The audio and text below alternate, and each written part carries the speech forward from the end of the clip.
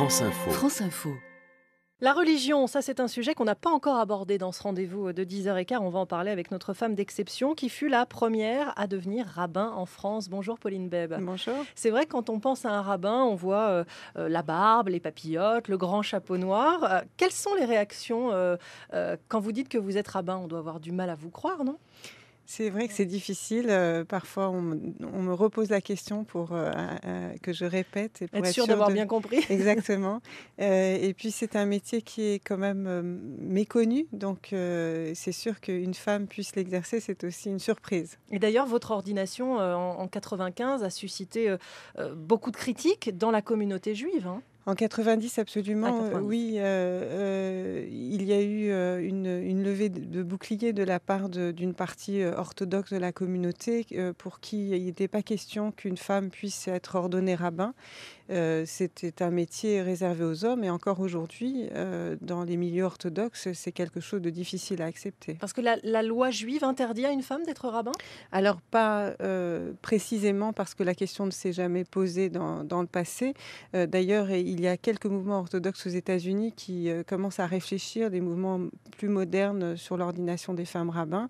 Et ce n'est pas dit précisément parce que les femmes avaient un rôle plutôt secondaire et familial réservé à ce qui se passait à la maison dans le passé.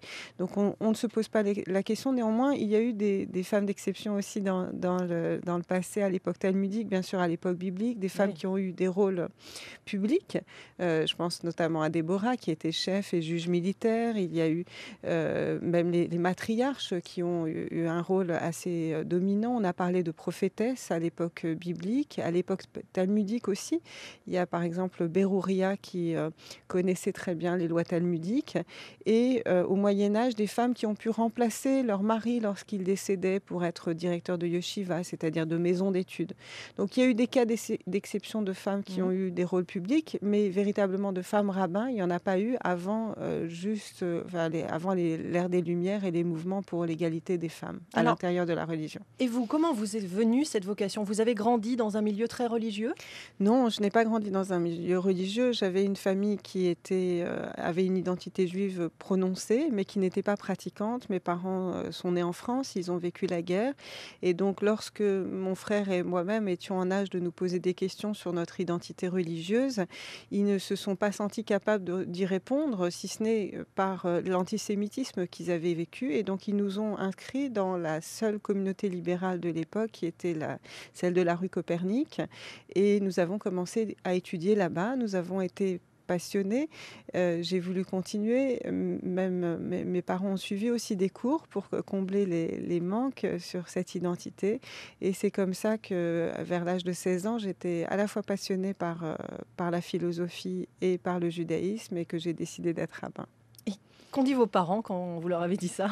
Ils ont été surpris, mes parents, parce que, bien sûr, ils voyaient les conséquences possibles, les réactions possibles, alors que moi, j'étais une jeune adolescente et que j'étais persuadée de la légitimité de mon choix, de l'égalité des hommes et des femmes. J'ai été élevée de manière totalement égalitaire, c'est-à-dire que mes parents pensaient qu'un garçon comme une fille pouvait exercer le métier qu'il souhaitait.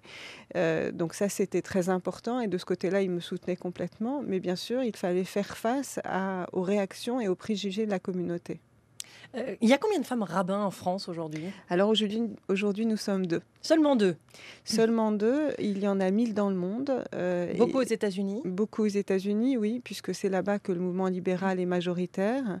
Il y en a en Israël aussi, une trentaine. Il y en a maintenant près de 50 en Angleterre. Et puis en Europe continentale aussi, il y en a une dizaine. Pauline Beb, en quoi consiste votre métier? Quel est le quotidien d'un rabbin? Alors déjà, le mot rabbin signifie enseignant. Donc l'enseignement, c'est la base de ce métier. Le quotidien varie d'un jour à l'autre. Nous avons bien sûr des offices à diriger, à animer. Il y a un côté donc religieux et spirituel. Pour ces offices, il faut souvent préparer des sermons, c'est-à-dire des explications de texte et trouver des sujets qui touchent la vie des gens dans leur quotidien. Il y a aussi l'accompagnement des membres dans les moments importants de leur vie, depuis la naissance jusqu'à la mort. Il y a un aspect d'organisation, d'activité, puisque la communauté communauté, c'est une communauté aussi culturelle, donc il peut y avoir des activités de conférences, de débats, et puis plus artistiques, de théâtre, de cinéma, d'art tout simplement. Parce que vous jouez de la guitare, hein, vous, hein? Vous C'est êtes ça. musicienne. Oui, un petit peu, simplement pour accompagner les offices, en particulier les offices pour enfants, et pour rendre plus vivant l'accès à la tradition, pour les plus jeunes. Donc il y a ces 3 aspects de religieux, enseignement et social, d'organisation, de conseils Mmh. psychologiques également. Et quand les gens de la communauté juive viennent vous voir, de quoi ils vous parlent? De religion seulement? Ils me parlent de tous les problèmes qui peuvent se poser à eux, c'est-à-dire que, le rabbin, est une personne à qui on se confie. Il peut y avoir, des situations de conflit, même des situations de conflit au travail ou à la maison, dans la famille, des problèmes de couple, des problèmes avec les enfants. On vous parle de Heu problèmes très personnels.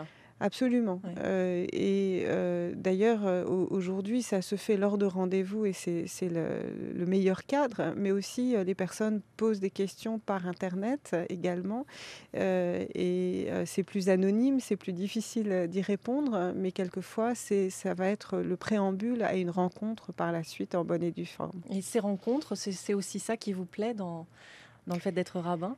Absolument, parce que je dirais, l'inspiration du rabbin, c'est l'humanité, c'est de voir, cet univers qui est à l'intérieur de chacun de nous, avec une variété incroyable d'une personne à l'autre, et de pouvoir, essayer, de trouver pour chacun la meilleure des solutions à ces problèmes et les aider à mieux vivre dans leur quotidien aussi.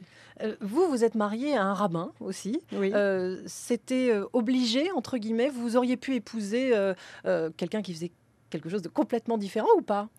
Oui, absolument, Mmh. et ça s'est trouvé comme ça, mais il y a donc un certain nombre de couples de rabbins dans le monde, peut-être, aujourd'hui, une quarantaine, mais la plupart des femmes rabbins, ou des hommes rabbins sont mariés avec des personnes peuvent avoir toutes sortes de professions.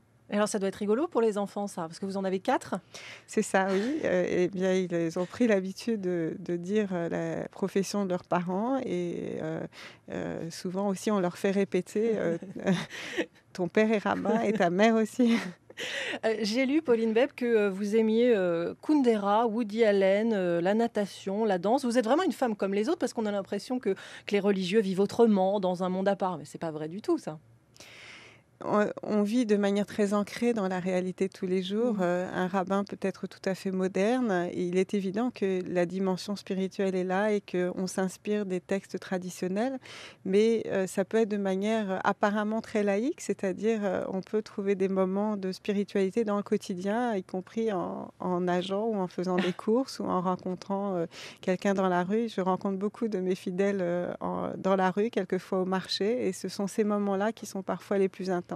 Merci beaucoup madame le rabbin, Pauline Beb, d'être venue, sur France Info ce matin. Le Merci. dimanche n'est pas un jour de repos pour vous, alors je vous laisse retourner au travail, hein, si on peut appeler ça comme ça. Merci Merci. d'être venue, à bientôt. Merci à vous.